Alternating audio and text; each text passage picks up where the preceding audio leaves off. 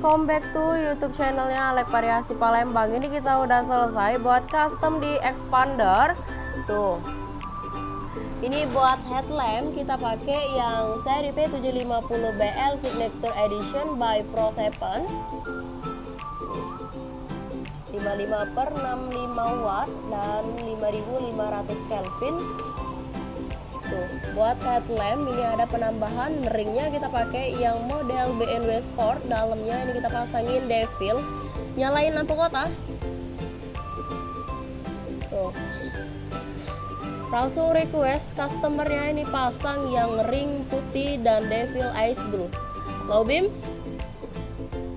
Nih bisa low beam juga, udah bisa high beam. Nih, ini benar-benar terang dan udah tembus kabut, udah tembus hujan juga nih. Buat lampu fog lampnya ini kita pakai yang seri P735F by Pro7 juga. Nyalain low beam. Tuh, buat lampu fog lamp ada penambahan Devil jadi ice blue, jadi headlamp dan fog lamp kita pasangi juga. Udah bisa high beam juga. Nih. Ini coba kita tes buat cahaya keseluruhannya tuh. Matikan fog lamp, nyalain headlamp. Udah blue lens juga. Dim.